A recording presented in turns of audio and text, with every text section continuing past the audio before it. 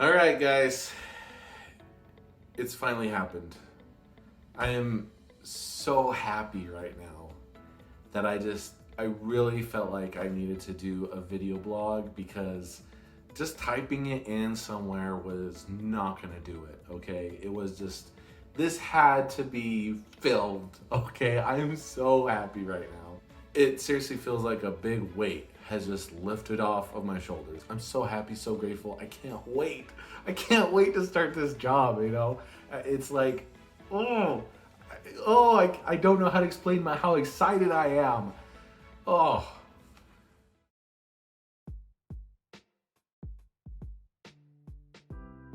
What is going on, everyone? This is Grant, and you're watching my video blog for web development. Today, I'm going to talk to you a little bit about kind of the hardships that I went through when looking for a job, but I'm also going to try and give you some pointers to help you get through those hard times. Let's get it started. All right, so basically in the past like 2 or 3 months, I've been having a hard time looking for a job. And it's been super rough, super crazy. It's been a completely different world because I haven't been doing web development. I've been doing other type of work, and it's been kind of stressful, It's been a completely different world that I just didn't really like. But basically, there's a company that decided to give me a chance, and hopefully I will start soon with the job. With that being said, for this video, I actually want to talk to you about certain things that will help you to get through those hard times of looking for a job. Let's go ahead and get started. The first thing that I want to talk to you about is patience. It's something that is very hard for some people to have when they're looking for a job. It's like, oh, I want the job right now. I want to get to work. I want to get that done. And sometimes patience is hard to come by when you are looking for a job. You're like in a different job you don't like, things like that. And so you're basically like struggling, and you're like just trying to apply wherever you can just so you can get that job and get, into the field. So patience is something that I would recommend to try and have. You gotta try and have that so that you can get through it and get there, because otherwise you're just gonna drive yourself crazy. The second thing that I want to talk about is your mindset. Now, this is a little bit different than patience because your mindset is basically how you are perceiving things while you're looking for a job. Your mindset should not be negative. That's one thing for sure. Your mindset should never be, oh, I'm not a very good web developer. These people don't like me. No, you need to have a positive attitude. Your mindset needs to be, I will look for a job. I will find a job. I will get those interviews and I will succeed in getting a web development job. So keep your mindset positive when you're when you're on the job hunt as a web developer. The next thing I want to talk about is kind of like your mindset, but basically you want to have a positive attitude, but you also want to have good self-esteem. Okay, you want to, seriously, it's a hard thing to deal with when you're trying to, find a job and getting those rejection emails. If you get rejection phone calls, that's definitely going to be something that's going to be part of it, You just got to try and stay positive and make sure none of those things bring you down, okay? Eventually, someone will give you that chance. The next thing I want to talk about is actually something that I believe a lot of you are already doing. But when it comes to web development, even though there are a lot of companies out there, you think, oh, I can apply to like a good handful of places and I'll eventually get one. It's a numbers game. It kind of is a numbers game. But at the same time, the thing is, you have to expect to apply to a lot of places and get little to no responses. I'm sorry to say that, but that's what it comes down to when looking for a web development job. Because, especially in the pandemic of things, and not only that, but in the summer, if you just got out of college, if it's the summer and things are, just getting over with, there's going to be companies getting bombarded with those applications, and they're going to have a hard time deciding which person to hire. So expect to apply to a lot of places. I did a spreadsheet a Google spreadsheet to keep track of the places I applied at, made a list, put information of the date that I applied, the title of the position.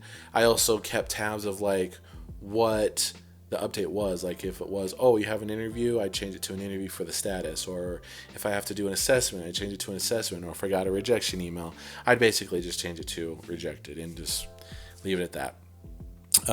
Now, I actually got that from another colleague, but it's a good idea.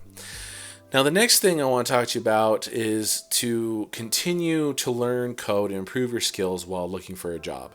You do want to be looking for that job, that web development job, but you also want to be continually coding, improving your skills, and not just looking. Because, I mean, for me, I was doing that. I was trying to improve my skills, basically, so that I could keep up with things. I mean, it was like the last 3 months, but I was still trying my best to learn and improve my skills. You don't want to just be like sitting there on the couch or on your computer, looking through YouTube, looking at code, which I did sometimes. I looked at YouTube and played video games. But I would say coding and improving your skills definitely will be something to, I'd say, not only help, but it also will keep your self-esteem up. It'll also help you to get you motivated to, continue to be a web developer. You don't want to give up on that. The next thing I want to talk about when you're looking for a job in web development is you want to try to continue to connect and network with people on LinkedIn. Basically, during the last 3 months when I was looking for a job, I was on LinkedIn almost every day. As a matter of fact, I was on LinkedIn more than I was on social media networks like Facebook. Usually I go on Facebook all the time, but I found that when it comes to networking, LinkedIn, if you don't know this, then definitely keep this in mind. But if you do know this, you already understand this. You can skip this part.